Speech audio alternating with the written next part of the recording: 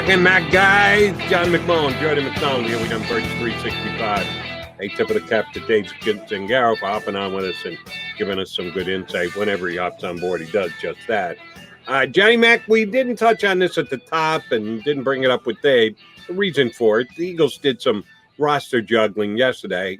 It's not going to have an impact on this upcoming game against Dallas. Just my belief. Tell me if I'm wrong if you think Jack Anderson is actually going to step in and get some action against the Cowboys this week. I find that highly unlikely since they just put the claim in for him off Buffalo's practice squad yesterday. But you knew there was going to be some roster juggling with the injuries that the Eagles suffered this past week against San Francisco.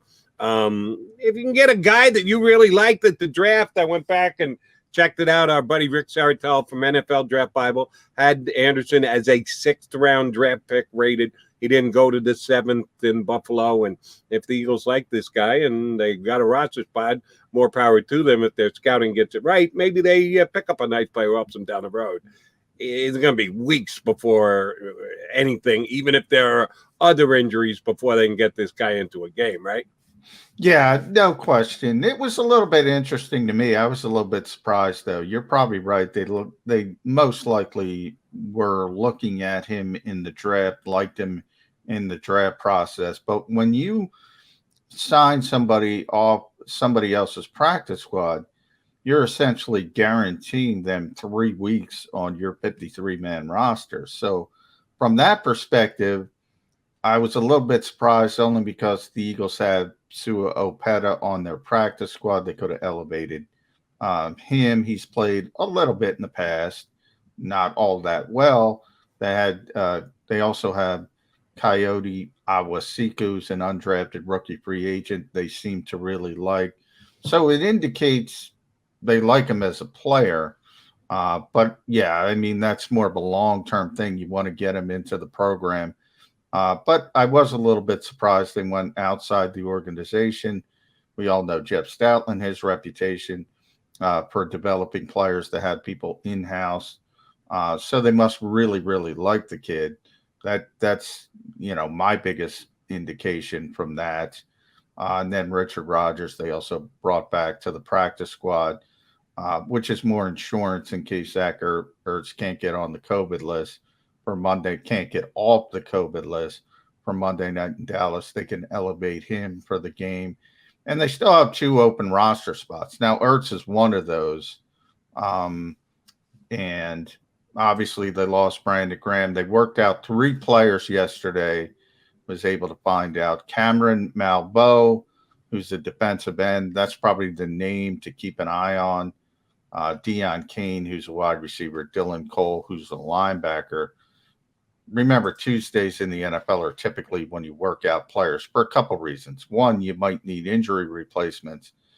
2, you want to get a dossier, so to speak, on certain players if you need certain players at certain positions down the road. So defensive end, they need a defensive end. They have an open spot. So keep an eye on Malveaux, I would say, of those 3. Now, let me ask you about this, John. I should know this. I don't, so shame on me. Hope you do. Those 3 players that they worked out yesterday, did the Eagles pay for them to come to town? Do they pay for their hotel? I know they're not allowed to pay them because there are cap restrictions in place that don't allow it, but are they allowed to pick up all the expenses of any of the players that they bring in to have a tryout? Yeah, nobody's got to go on their own dime in the NFL. Those guys, and a lot, you'll see it. If the NFL has its transaction wire, their internal wire is a little bit different than their external one. I don't believe they put the tryouts on the external wire, but they do put it on the internal one. So you'll see on Tuesdays, you'll see guys working out all over the league. They get their trans paid for. Nobody's got to go on their own dime. Otherwise, you'd see a lot less tryouts, but they could afford it. Usually, well, the certainly the teams can, but some of the players can too, because their agents want to try and get them on teams, and the agents might pick up that there. But it was, as I thought, the teams are the ones who pay for it. The other thing the Eagles announced yesterday was their practice squad protections. As you mentioned, Sue Opeta, who still might very well be on the 53. Don't know if he'll be active, but he might be elevated between now and Monday night. Marvin Wilson on the DT, and a couple of D-backs, and Craig James and Elijah Riley. Do we read into any of these? Does this again make you question? And I don't think we'll know till Monday whether Rodney McLeod is going to be back and active and ready. You guys will get a little bit of a glimpse at practice as to how involved he is. Can we read the tea leaves a little bit here that it looks like it's going to be the full 3 weeks that Rodney McLeod's going to be out before the season gets underway for him? Well, like I said with Rodney, really it's not the 3 weeks; it's the 5 weeks.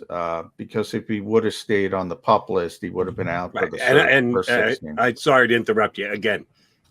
I throw the flag on that. That's the baloney flag. If the Eagles wanted to, they could have found a way around that.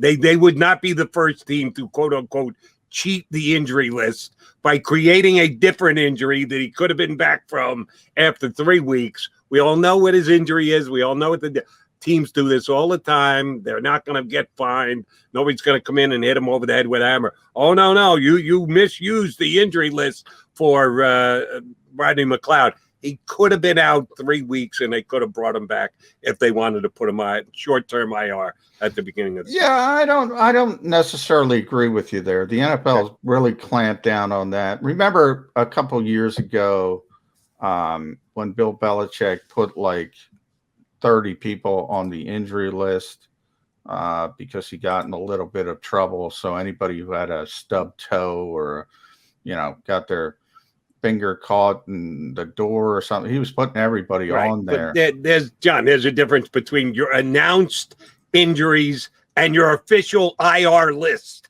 that is part of your roster. Yeah, Belichick, anybody who had a uniform got listed in some way, shape, or form on the injury list, but that's different than the actual injured reserve that we're talking about here with Rodney McLeod. Yeah, but my point is it's actually more difficult when you put people on injured reserve because you have to have documentation of the injury, obviously. And there's players association you got to deal with. There's doctors who, you got to convince to be James Woods and Oliver Stone movie. And, they don't necessarily like to lie about those types of things. So okay. I do think it doesn't, you can look around the league. You won't find an example of it. If they didn't put him on the PUP list, indicated they thought he'd be back before essentially week 7. That's 6 games. Now you're right in the fact that once he's on the 53, you can go on the injured reserve, but you can't go on the injured reserve for your knee injury that everybody knows you're injured.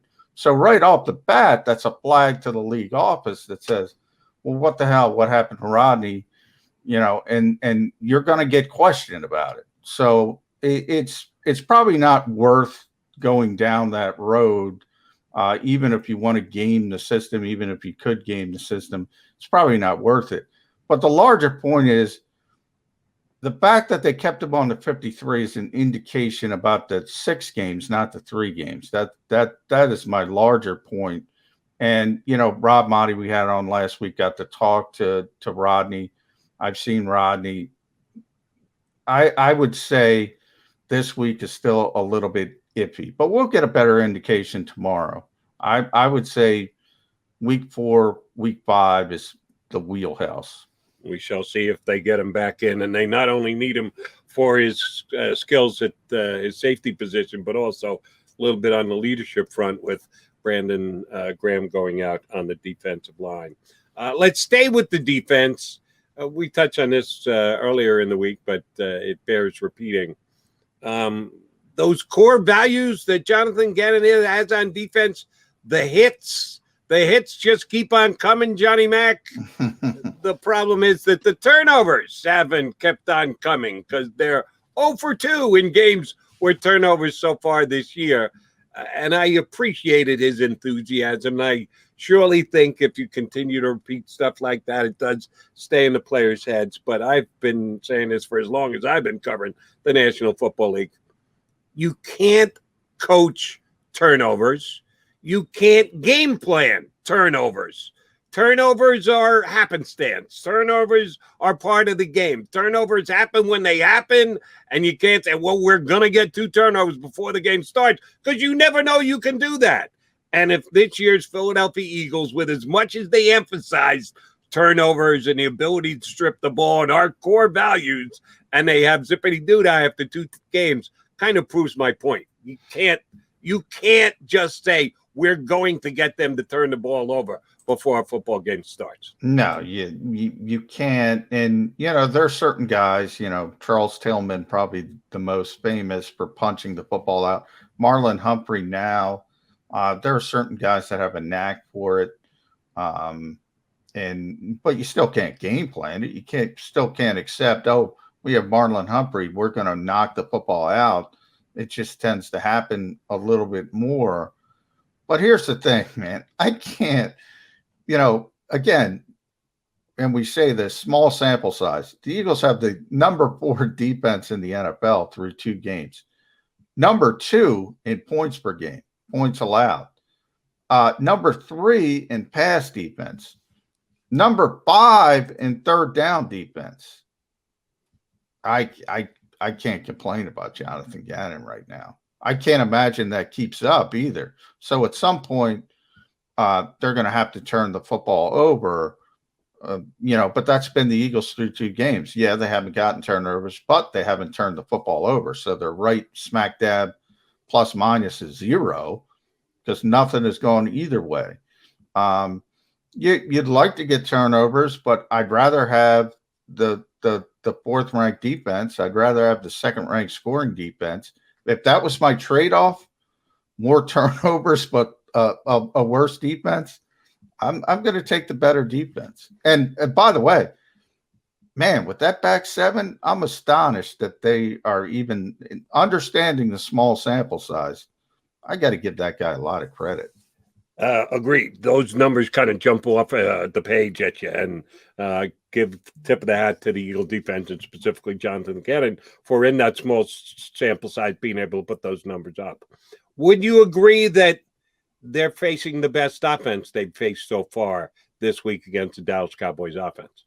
Oh, by far. And that's where we start. I mean, and look what's coming up in Kansas City and Tampa Bay. I mean, those numbers are not going to stay. Getting into the deeper end of the pool, are they, John? Yeah. I mean, that's part of it. Atlanta is, they did a better job against Tampa Bay. So you do have to give the Eagles some credit. San Francisco scored a lot of points against Detroit. So both teams they have played, I've struggled with the Eagles defense more than their other opponent. So that part of it's a positive. But yeah, I mean, Dallas has a really good offense, and they probably are coming up. They have 2 teams in the near future that have even better offenses, if anything. So yeah, it's not getting easier in the short term. The Cowboys' strength for me, and when we had Dave Zingaro on, we talked about the running game. Ezekiel Elliott got the big contract the year before last. Unfortunately, I think you see that Zeke isn't the player. You're already seeing the tail off of his career. And doesn't it seem like he was just picked out of Ohio State coming out of the draft a couple of years? They age so quickly at the running back spot in the NFL. But Tony Pollard has picked up right where Zach has left off. But the Cowboys' strength is still passing the football. And Amari Cooper and CeeDee Lamb are their top 2 wide receivers. I think both Steven Nelson and Darius Slay played very well the first 2 weeks of the season. They're going to be tested this week, J-Mac, because these are better receivers than what either of the past 2 teams threw at them. Yeah, and they get a little break. Michael Gallup obviously isn't going to play, but Amari Cooper, CeeDee Lamb, Cedric Wilson's a pretty good receiver as well still. Yeah, it's a difficult group. like a lot of young receivers, probably more drops than you would like with CD Lamb. But man, the explosiveness, the big plays down the field, he's going to make up for that. They have two tight ends who, aren't explosive, but they can catch the ball as well, and Blake Jarwin and Dalton Schultz. So, yeah, they're pretty good offensively. The You're probably going to have to score some points to beat the Cowboys, and the good news is their defense will allow you to score some points.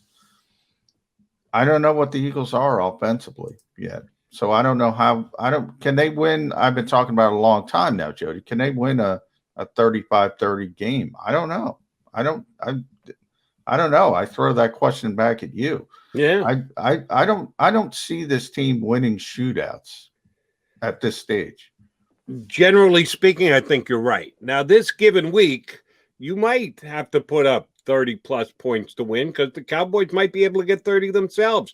Their offense is what it is, and I think it's pretty good, even though the Eagle defense has gotten off to as good a start as it has.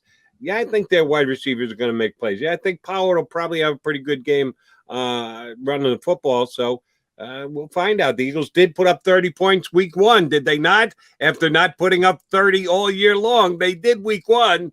So they might have to do that against the Cowboys this week. All right, one more thing before we step aside. Mike Sealski, columnist for the Inquirer, is going to hop aboard with us here on Birds 365. Last week, you were down at the game, Lincoln Financial Field. Sounded like on TV that it was rocking pretty good, that Eagles fans were back in en masse, packing the stadium, getting into the game. Unfortunately, with the Eagles having a field goal block and not being able to convert on 1st and goal from the 1 yard line, it kind of sucked some of the air out of the crowd. But opening kickoff, it certainly was there, loud and proud, were Eagle fans. Dallas has an even bigger stadium, and you've been in it. Some stadiums play louder than others. This one is quasi-enclosed. It sounds like it keeps the noise in pretty damn well. It doesn't have the old roof in the middle, which I used to love about the Cowboy Stadium. It's an actual dome these days. What's it like for an opposing team going into Jerry's Palace in Dallas? I don't think you never hear people talk about Dallas when you talk about great home field advantages. You hear Seattle, most notably, probably number one. Kansas City, you hear Philadelphia, you hear New Orleans, you hear Minnesota. I think it's too big. It's gorgeous. It's beautiful. It's majestic. In a lot of ways, I think it's too big. And I don't think they have the home field advantage that certain other teams have, Eagles being one of them. I just think they went too far with it, and a little more intimateness with people on top of it. That's when it becomes really difficult. And everybody talks about the indoor stadiums, and I just named two of them: New Orleans, certainly, and Minnesota. But the outdoor ones, with Seattle and Kansas City most notable. I mean, in Philadelphia, I would throw a little bit behind those two, but those places can be intimidating. I don't sense Dallas as being intimidating, but so much of that is tied to the team, Jody. If you're bad, doesn't matter what your home field advantage is. You're bad. Home field advantages are when you're good, and the fans are obviously excited because you are good, and that's what it amps up. The Cowboys haven't been bad, but they've just been for a number of years now. If the Eagles find a way to win against the the Cowboys on Sunday, they'll be undefeated in domes this year, John. 2-0. They already got a dome win week one in the NFL. Unfortunately, they'll be winless outdoors, a.k.a. Lincoln Financial Field. Yeah, well, it's interesting because Atlanta, in theory, would be one of those indoor stadiums, but nobody, there's 10,000 empty seats. Nobody cares. They're not very good. and you don't have a home field advantage. We'll see if the Cowboys have a home field advantage. History since they moved into the building, as beautiful as John describes it as, it hasn't really portrayed itself with the Cowboys having a major advantage. And I don't know if I've ever heard a player say, visiting players, damn, that was a tough place to play. They just made our life a living hell, our inability to audible and screaming. Yeah, I don't think I've ever heard it. Nor do I. So even though it's an indoor stadium, I don't know that that's a big hurdle that the Eagles have to overcome. All right, he's John McMullen. I'm Jody McDonald. I've got a second good guest coming up. We thank James Zingaro for hopping on board. We're going to get Mike Sealski up here next as good a columnist as there is in the Philadelphia area and has been for years. We'll get Mike's take on the Birds, not only what they've done so far in the first couple of games, not only what they will do next Monday night, this upcoming Monday night against the Cowboys, but Mike's got a good grasp on it as well as to where the Eagles are headed going forward with the quarterback. John and I have been kicking it around on a weekly basis since Carson Wentz. So we started Birds 365 and Carson Wentz found himself out of time. What is Jalen Hurts' future with the Philadelphia Eagles? It's a great conversation to have, and we'll have with Mike Sealski of the Inquirer. He joins us next here on Birds 365.